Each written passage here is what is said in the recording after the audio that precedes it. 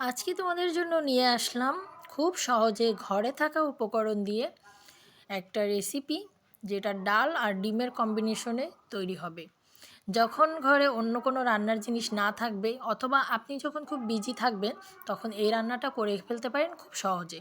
So hello viewers, আসসালামু আলাইকুম। সবাই কেমন আছেন? আশা করছি সকলে অনেক বেশি ভালো আছেন। আজকে আমি কোয়েল পাখির ডিম আর হাঁসের ডিম নিয়ে নিয়েছি। তো কোয়েল পাখির ডিমগুলো জিসান আব্বুর জন্য নিয়েছি, আর হাঁসের ডিমগুলো আমাদের। জিসান আব্বু চাইলে খেতে পারবে, সমস্যা নেই। তো এটাতে বেশি মশলার দরকার হবে না। পেঁয়াজ কুচি, রসুন কুচি দিয়ে একটু তেলে ভালো করে ভেজে নিব। সঙ্গে কিন্তু কাঁচামরিচ তো থাকবেই। আর এবারে দেখেন, ডাল আর আলুগুলো দিয়ে ভালো করে একটু কষিয়ে নিচ্ছি। এর মধ্যে পেঁয়াজের কলি কয়েকটা কেটে দিয়েছি ছোট ছোট টুকরো করে। এই খাবারটা অসাধারণ স্বাদের হয়, আর এটা বানানোও কিন্তু খুব বেশি সহজ কাজ। যখন আপনারা অফিসে যাবেন বা অফিস থেকে ফিরবেন, খুব বেশি ক্লান্ত থাকবেন, তখন আপনারা কষ্ট করে কোনো কিছু রান্না করতে না চাইলে এই রান্নাটা খুব সহজেই করে ফেলতে পারেন। আর এটা দেখতেও যতটা সুন্দর হয়, খেতেও ততটা সুস্বাদু হয়।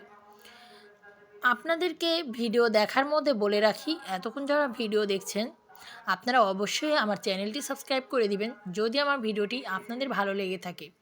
আর একটা লাইক করবেন, কমেন্ট করবেন এবং পারলে শেয়ারও করে দিয়েন। যাই হোক, আপনারা